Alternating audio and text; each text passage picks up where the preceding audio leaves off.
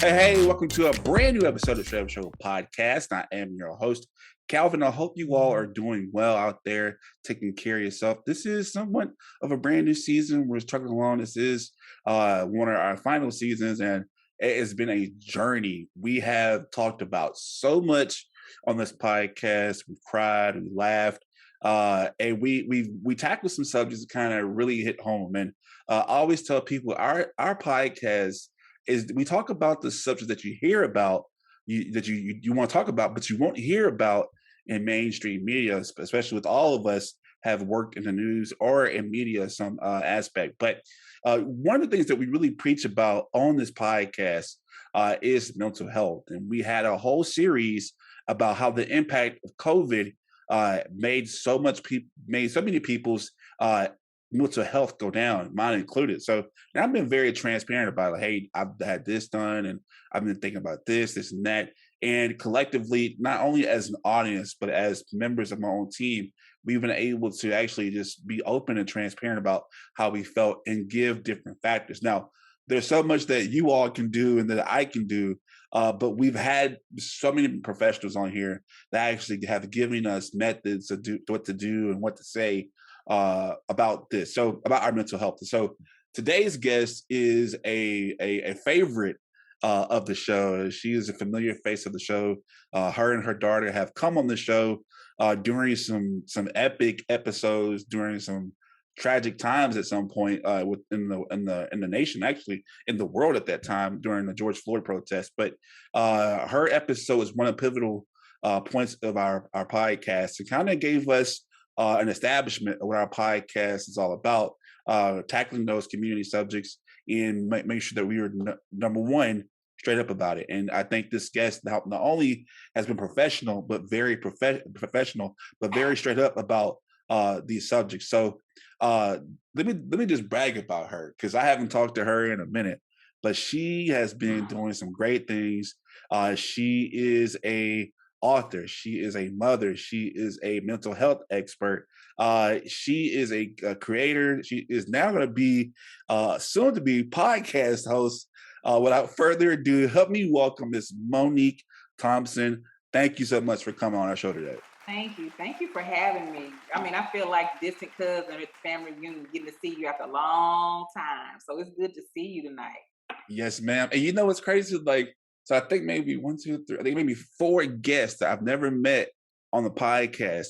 Since I've started this podcast, I've actually met them now in person. So I think you have to be number five. So we have to meet, because we're maybe like, look, I'm on 75 right now. We're just down the street from each other. So we have to see each other sometime soon. But We have to make it happen. yeah, and I know that, and I try not to bother you too much, because I know your schedule is so busy. And y'all, Dr. Thompson you have your finger in everything. Like I don't see how you're standing right now, because you're doing so much. But if people who do not know you, just tell us about who you are and what you're doing, your title and everything. Well, I'm Dr. Monique Thompson. I'm a mental health expert, a student advocate. So I'm vice president of the school board in Little Elm. I have a nonprofit, Whatsoever is Good, and we run a program called the Zero Debt College Project. I teach for University of Phoenix, and I've been nominated Faculty of the Year there in 2022, 2021, and 2020.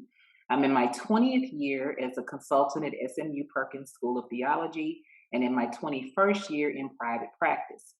I do everything I want to do, and I mostly don't do what I don't want to do, and that's how I live my day every day. So I enjoy my morning waking up, and my midday and my evening, except for discipline and responsibility.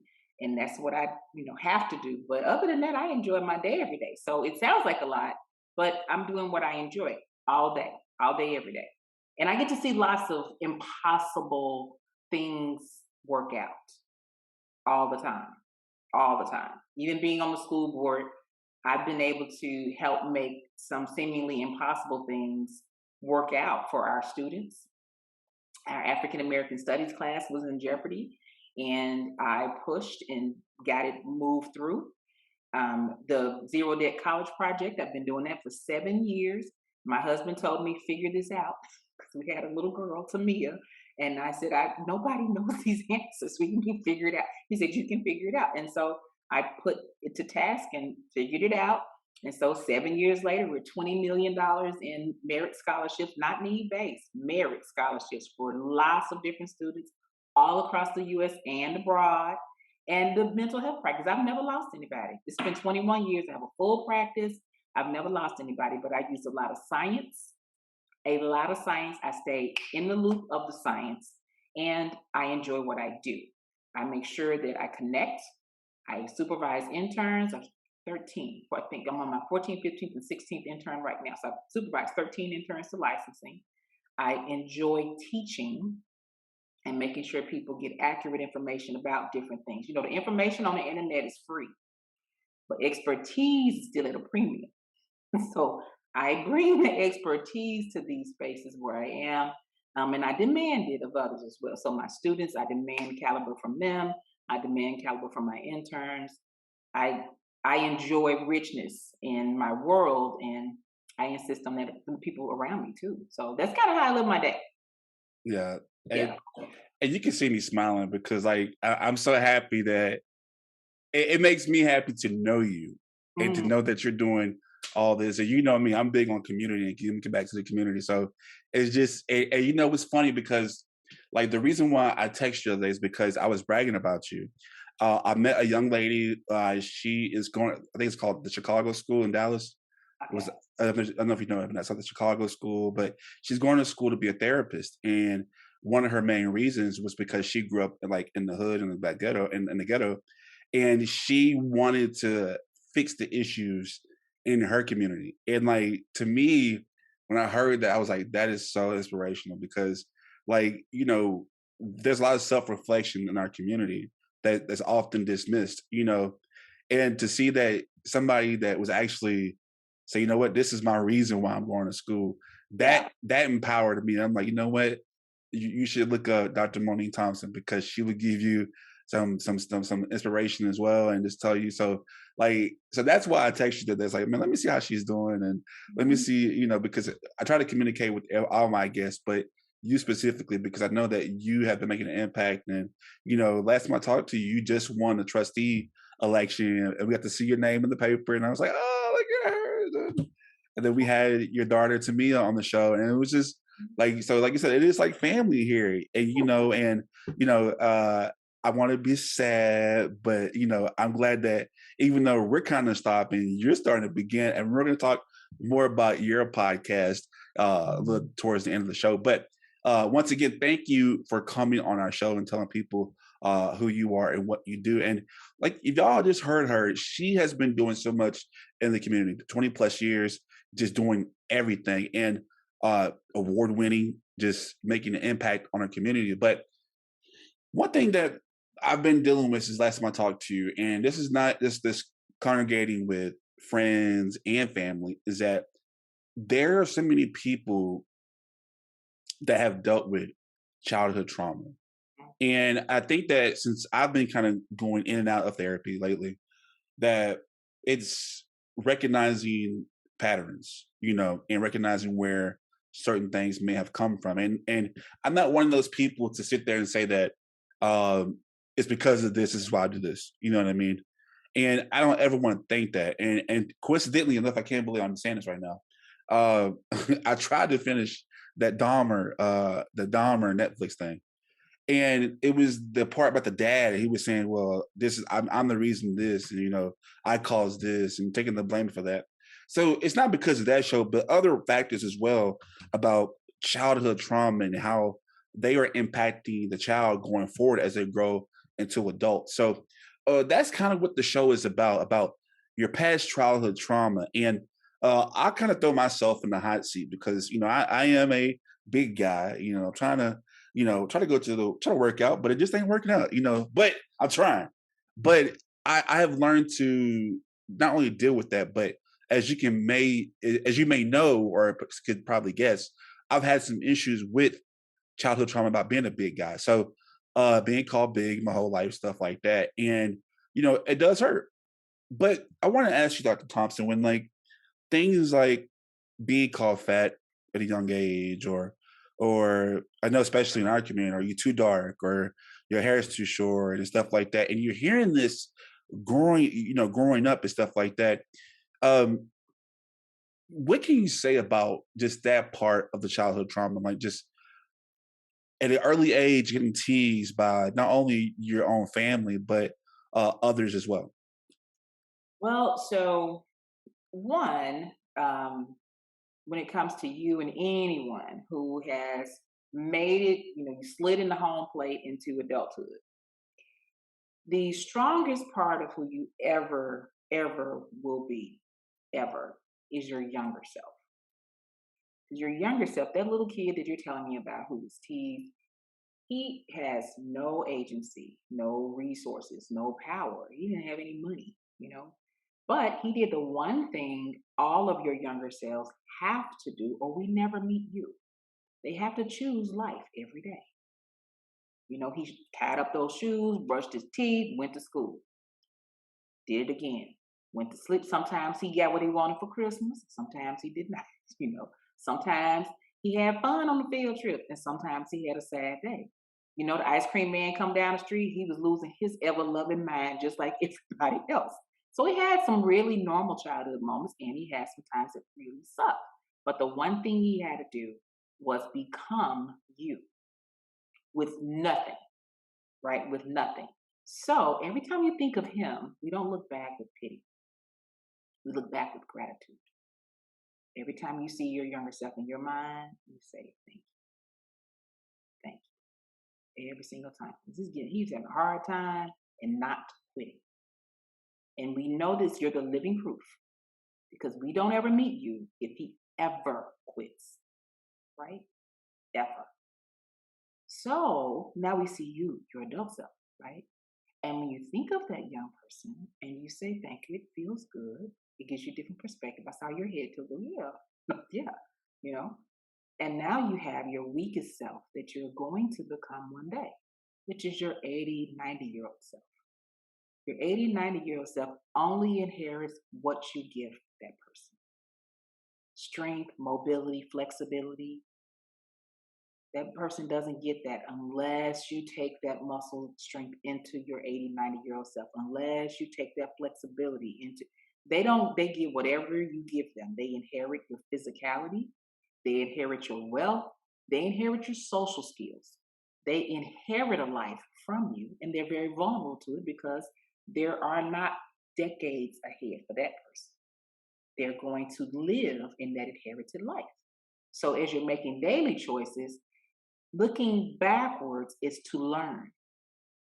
I'm going to share a favorite quote, Nelson Mandela. I never lose. I either win or I learn. So when you're looking back at those moments, you look back at them to learn. So you can figure out how to bring to this life in the future a good inheritance, right? So the choice you make is toward the inheritance of your future self, or the cost benefit is possibly not. You may be taking withdrawals, early withdrawals from their comfort, right? So you have to think of it that way. I'm taking withdrawals from the comfort of my latter self. And I clearly can do this because when I had less, my younger self was pulling it off. So I don't need to give myself too much, cushion to fail because what I produce is going towards a day when I won't be able to do much to take care of myself. I'll be very dependent on others, you know? So the childhood trauma is actually a great opportunity for learning, not loss. And every time you look back with gratitude for your younger self moving through, not for what happened to you, but focusing on your younger self, then you gain strength.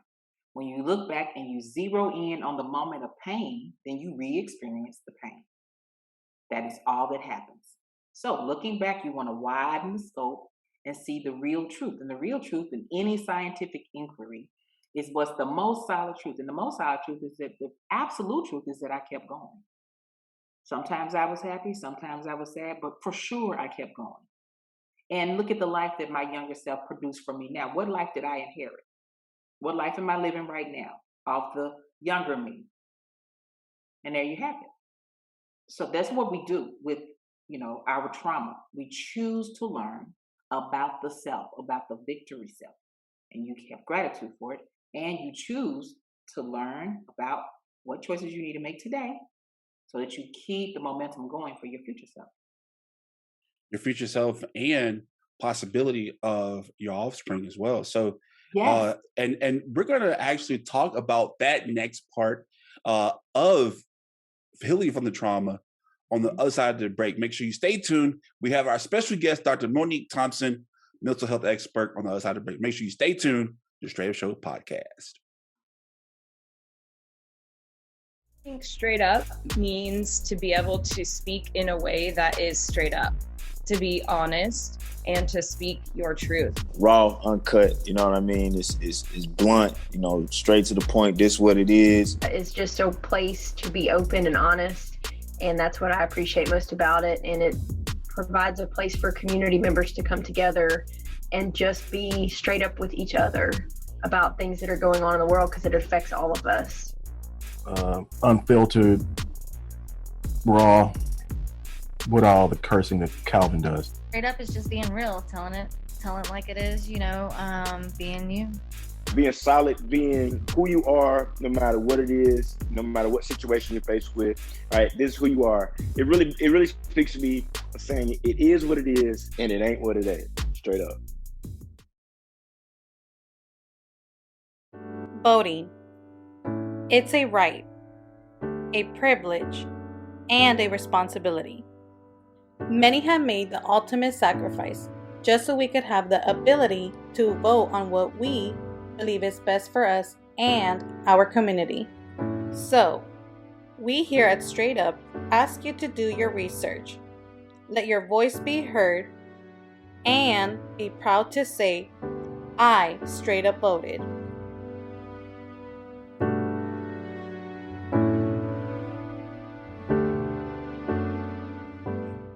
All right, welcome back to the Straight Up Show podcast. We have our special guest, Dr. Monique Thompson. We're talking all things childhood trauma today. Once again, Dr. Thompson, thank you so much for coming on our show. Yes, I'm glad to be here. Thank you for having me. Yes, ma'am. And so you talked about just recognizing your trauma and kind of bettering yourself to the next day that you are strong enough to deal with this. I'm going to throw some scenarios with you that I personally have seen, not only within my family as well, but with other people who are my age, and now they have children too. But just in general, I've seen it multiple times.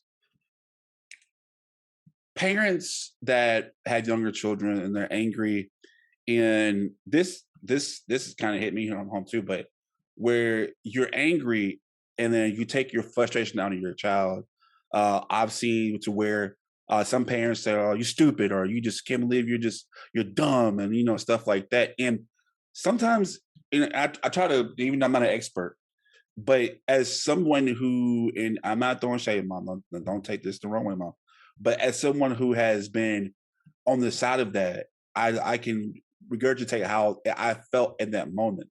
Mm-hmm.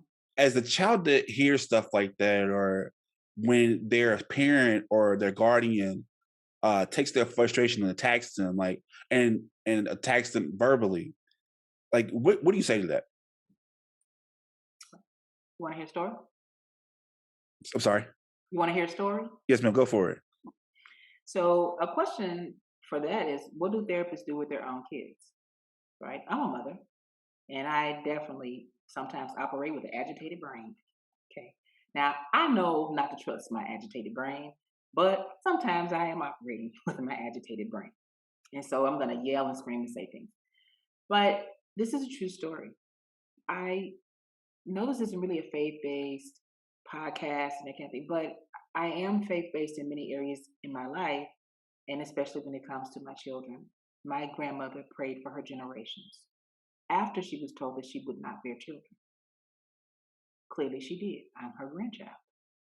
She's gone on to glory, but part of what I have inherited from her is prayer. And out loud, I pray over my kids that they will be protected from my curses, even my unintentional ones, and that no matter what, they will somehow have the light of the Lord in their hearts, and that their hearts will still hear God over mine, that they'll have the courage to disobey my voice in their brains.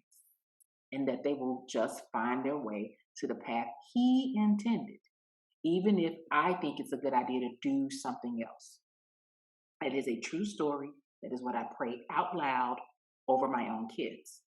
And where I'm going with that is when you're yelling at somebody, when you're screaming at them, and you're saying to them, you ain't gonna be nothing, da da da da da, you tripping, you ain't no, you're so stupid, all this kind of stuff. Well, of course, people are gonna hear that and possibly believe it. But at some point, that person becomes an adult. If they are able to grow up, they slide in the home plate, they become an adult. And that's where you have a choice to believe the truth or to operate from lies. Lies bring you darkness and confusion and do not help you. All of cognitive behavioral therapy is actually resting on scientific inquiry, which requires knowledge and truth. That's it.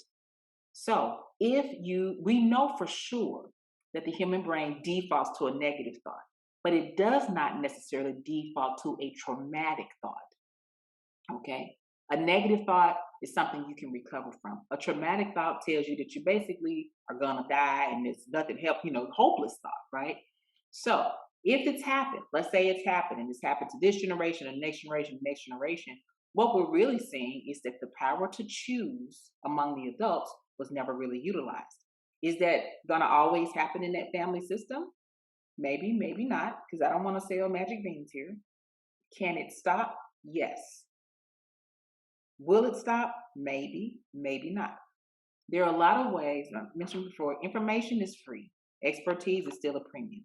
So if a person is seeking out knowledge, seeking out the truth, you can access it in today's world. You can access help. And that's what I recommend people do. Step outside of your family system. Go find the truth wherever they have it.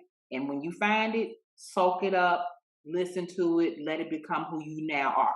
So that's what I recommend. Thank you so much for answering that. And I think that a lot what I'm seeing right now is generational trauma, and it does carry over to the children. And I'm not trying to put so much of my personal life in this, but many stories that I hear about, and especially, I hate to say that I've heard this multiple times with multiple people, is that as children, and you and I talked about like just being 18 and getting a background check because you work with children, right? Right. And this is going to be a breaking news on the show right now. I've never really discussed this openly, but I am a victim of juvenile molestation. I never knew the terminology of that at all. But as those who are victims of molestation at a young age, and anybody who is listening to this podcast, know that can really traumatically impact your life. Why is it that some parents, when you tell them at a young age that this happened to them, why are they so dismissive of hearing these thoughts or hearing that their child was molested or they were touched? Why is that? Because you hear this all the time and it carries over to the bad relationships with the parents in later years. Well, so I think one thing to think about is that it's unfortunate, but people are afraid to face certain information, certain truths. We have a repulsive response to certain things. And so when we hear something about trauma, we know that this is dark, this is scary, this is something we don't want to think about. What I recommend to kids, and remember 90% of my practice with kids before I had kids, was to tell and keep telling. Don't just tell one person. Don't just tell two people. Tell and keep telling. And then keep telling if it happens again. And keep telling until it stops. Just don't stop telling until it actually stops. So that's what I recommend for kids, is to know. But for adults, you genuinely, unfortunately, you have a lot of adults who have not dealt with their own issues, or who don't believe kids, who believe that maybe it kind of happened, didn't happen, they don't know what happened, and they force themselves into being an investigator or detective. You do not need to be either one.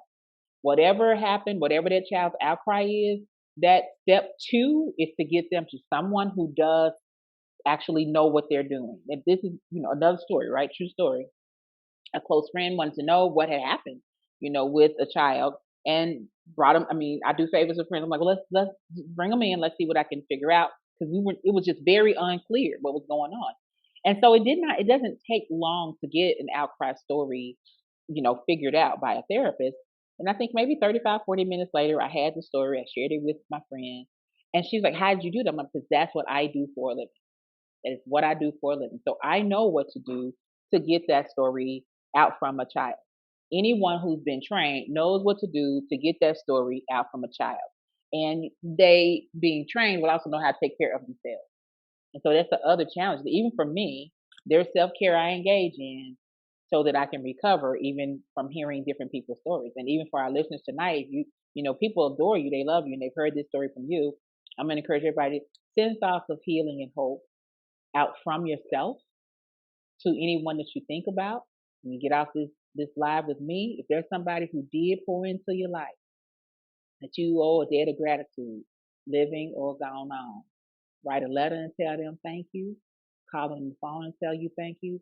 Because finding your way into that place is a reminder of their strength to you and your strength to yourself. And it helps you to kind of pull yourself up to deal with pain, not to avoid pain, but to actually deal with pain. So you think about this. If you're very, very strong, you're lifting weight. What's a 5-pound weight? Nothing, right? But if you're very, very weak, what's a 5-pound weight? Everything. So one way to get stronger emotionally when you're trying to say, well, I maybe want to talk about my trauma some more, I want to deal with it, is to always pull yourself into your strongest place first and then lift a little bit of the weight.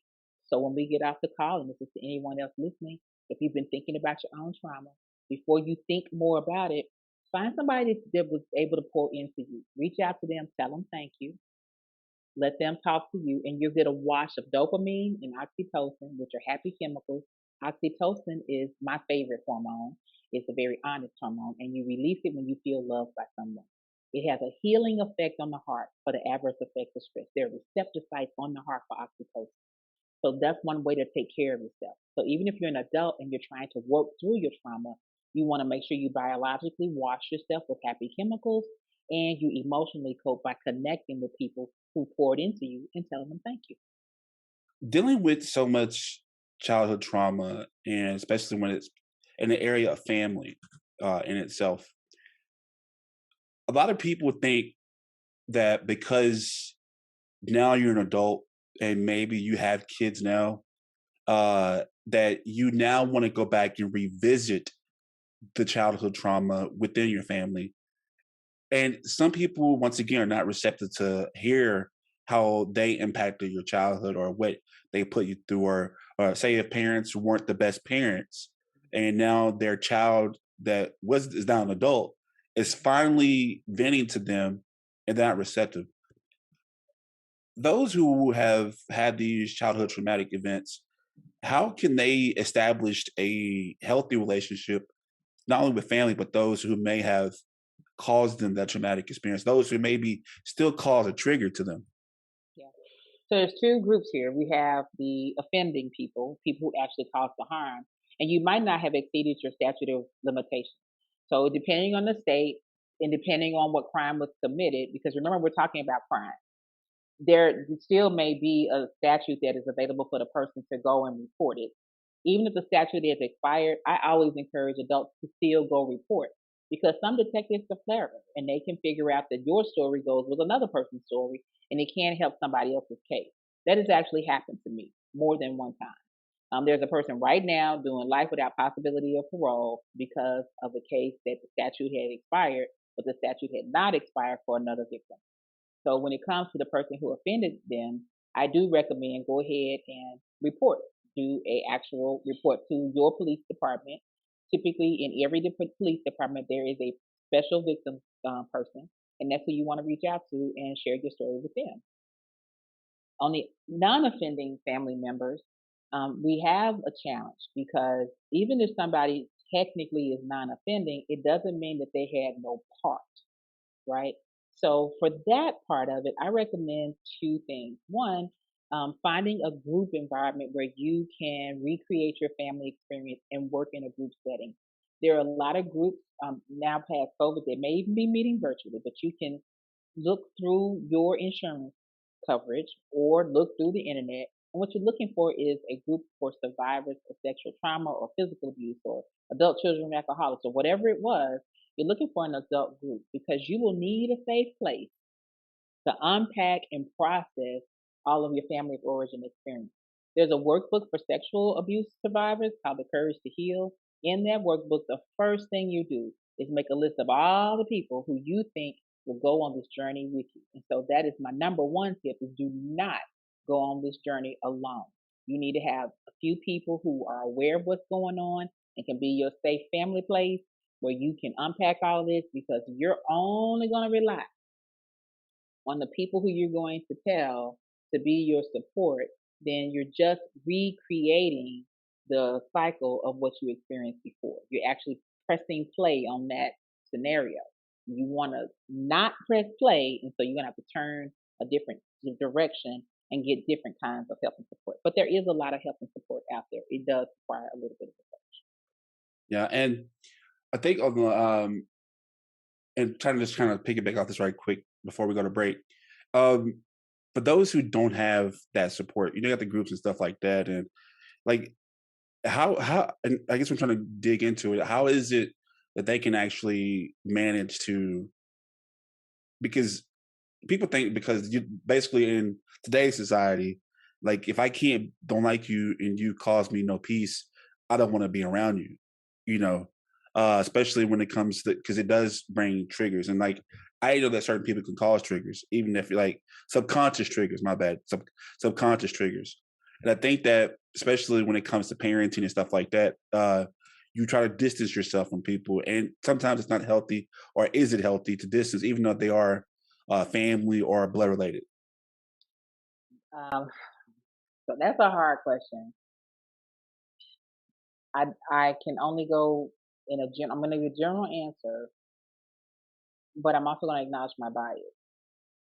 I tend to side with people giving a lot of space to family systems, that there's someone possibly in this family system who is safe. And until you feel like you feel safe enough to go in there, then you need to stick where it's safe. A long time ago, one of my clients asked me, how do you accept the unacceptable? And I said, that's a good question, because that's basically what you just asked me. How do you accept the unacceptable? And for 5 years, I had different people kind of gnawing on that question. What we came out with was you cannot. Not by yourself. You cannot. And if you must enter into that space, you need to limit your time. And I genuinely mean that. That's what came out of all those 5 years of talking it through with different clients. You genuinely need to figure out how much time you can spend in that system before you lose yourself. So if all you have is 15 minutes, and that's all you have is 15 minutes. If you got to only be on a text message conversation with somebody, then it may only be text message conversation. You need to be honest with yourself that there are certain places where if you get in the ring, you just gonna get TKO'd. So don't get in the ring. That sometimes overconfidence can lead to your defeat. And I'm acknowledging that that's not like the happily ever after story maybe people want to hear, but sometimes your instinct, your life lesson learned is that you are not a safe person for me. And the life lesson I have to learn is that I can have 5 minutes with basically top flight security with me, and that's it. I can have my cousin that I trust and my best friend with me, and if they're not in the same room with us, then I don't need to be in the room with you, because you and I gonna escalate like that, or you're gonna take advantage of me in some kind of way that I don't even see coming. So I need to accept defeat, not be overconfident, and figure out now how can I safely go into this situation and exit in my right mind. Wow. No, that's not the popular answer, but that is the truth. She's being straight up, y'all. She's being straight up. Being straight up. Yeah. All right. Well, we're going to have a little bit more with Dr. Thompson on the other side of the break, talking about childhood trauma and how to deal with it on the other side of the break. Make sure you stay tuned to Straight Up Show podcast. If you're an actress or a model or somebody who's looking to do something impactful, ain't nobody going to find your ass in no Shreveport. Sometimes when you're home, you don't want to leave because you're comfortable. But your biggest dreams can be the push you need to take risk. And leaving a city that made me, a city that can't be duplicated, is a challenge I had to accept. No matter where my journey leads me, I'll never forget home.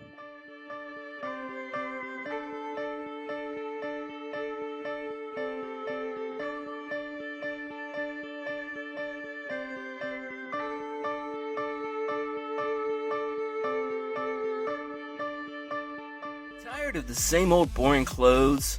Want to support your favorite podcast but don't know how? Well, you're in luck. The Straight Up Show podcast store is finally here. In our Teespring shop, you can find all the merch that tells the world you're keeping it straight up. From t-shirts to masks to even leggings, our store has you covered. Just visit straightupshowpodcast.com and click that merchandise button. That's STR the number 8 upshowpodcast.com. All right, welcome back to the Straight Up Show podcast. We have Dr. Monique Thompson right with us today. Dr. Thompson, so we're jumping right back into it right now. And I've always heard growing up that fifth graders, at the age of fifth grade, whatever grade you're in, that's when your personality is going to be your personality for the rest of your life. I'm not that's true or not, but that says where you're most influential as a child at fifth grade. Is that correct? Yes or no? Maybe? Not really. Okay. It's over the lifespan. Because what we used to think is that your brain your brain continues to grow well into your late 20s. Okay, we know now about neuroplasticity, meaning your brain is more elastic than it is at anything else, and you continue to be able to learn and create new neural pathways throughout your lifespan. And really, if we're talking about like personality inclinations and stuff, you're into your 30s. Yeah. So 30. What they're really talking about is psychopathology, sociopath. We do see evidence of disorder by age 5, but it is not a personality disorder diagnosed at that time. At that time, we're probably seeing what people call oppositional defiant disorder. We're seeing dysfunction. We're seeing lack of empathy, interest in harming, arousal from pain, things like that. But those you can see around age 5. But just regular NDO thing, like being a little bit more introverted versus extroverted, having high, that kind of thing into your 30s. And my last question to you is just a lot of people, and Christina, you love Christina. She said that she's scared to have children, and because of the way the world is today, as a parent, how can we? Just a final question: how can a parent that's been through childhood trauma, how can they avoid passing this generational trauma that you see in so many communities? How can they avoid this generational trauma that you keep seeing? You don't have to avoid trauma. You can't avoid it. Well, I guess they'll pass it on to their child. Yeah. What you want is a resilient child. You want to teach resiliency. It can be taught. You want to have a strong child that can be taught. You want a clever child that can be taught. You want to focus on your child being ready for whatever the world has to offer. You want the world to be concerned about your child, not your child concerned about the world. Because there's no promise. Even if the world were to rewind in time or go forward in time, there's going to always be some kind of threat in the world, and there's always going to be some kind of threat in the family system. You have to have the baby with somebody. So their family is coming into the baby's life without you having lived with them for your whole life. So there's no way. It would be nice, I think, to say this is not going to happen, this is not going to happen. But the truth is, you can't necessarily protect the child from everything, but you can make the child resilient enough to recover from most things. One thing I teach the kids I work with, and even my own children, be sad for a little while and go back to being happy. When you mentioned anger before, I'm like, we're actually only angry for 90 seconds. Jill Bolt Taylor, the Harvard-trained neuroscientist, as part of her discovery, her work is in My Truth of Insight. She has a TED Talk on it. The 90-second rule, we've been knowing about that for a few decades. That is, you're just angry for 90 seconds. So some of what happens when people are saying they're generational trauma is that what you're passing on is maladaptive coping skills that could be learned to be adaptive. You could have learned something else. So the passage of skills is what you want to focus on. Am I passing on skills to my child so they can recover even from me? Because you may be thinking you were the world-class parent, guaranteed. When they get grown, they got to forgive you for something that you thought was wonderful. And well, it wasn't wonderful for me. So either way it goes, you want a child that can think, who is an excellent scientist. So they think like a scientist. They investigate things before believing them. And they only trust the truth, right? Even when it's coming out of your mouth. You want them to be strong emotionally, sturdy, so that they don't remain in a desolate place forever. They're able to acknowledge and honor pain, acknowledge and honor sadness, acknowledge it and move on. They can accept things that are different from them without approval. That's a learned skill, but it can be learned. That's what you really want to focus on with any child, any time in mankind's history. The people that we represent right now are the people who did such things, right? The people who we came from had no reason to want to have kids, right? If you were an American on this soil, enslaved, but guess what? People are now doing research and finding out, you know what, my family didn't even come from slaves. We have a child in our Zero Debt College Project. His grandmother did their research. I think she got all the way back to the 1600s. She was like, actually, turns out we didn't even come from slaves.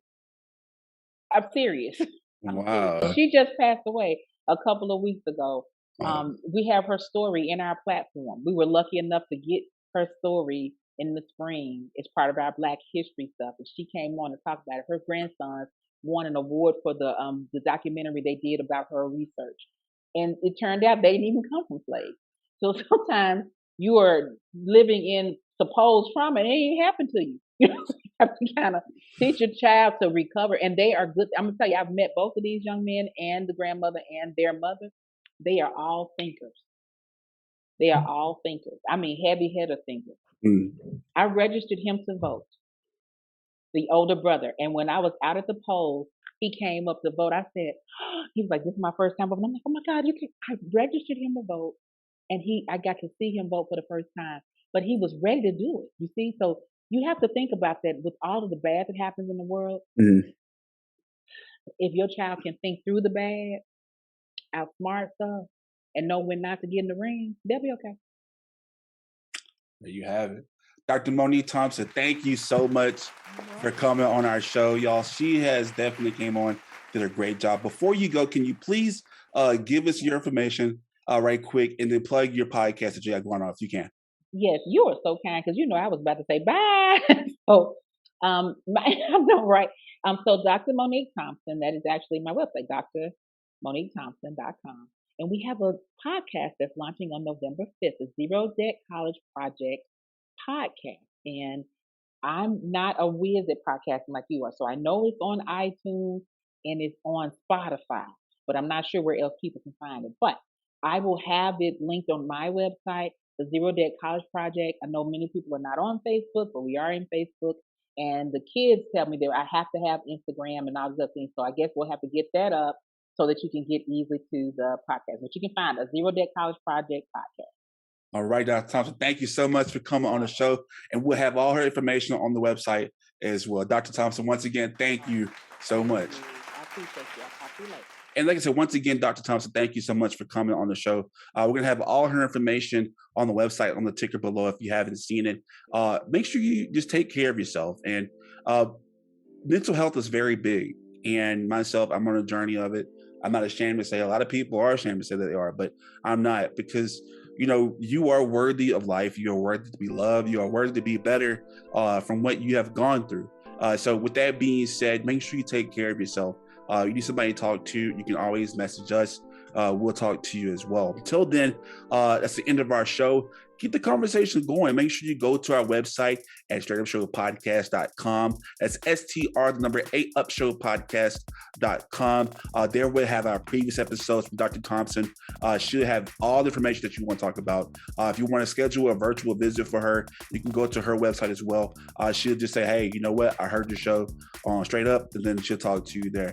She's very busy, as you can see, but we'll definitely get her information out there as well. Also, support us on Patreon at patreon.com/straight-up-show-podcast 318. That's STR8 Upshow Podcast 318. Support our podcast. We have different tiers to where you can support the podcast to keep it going. Until then, there's only one rule to our show. You got to be straight up.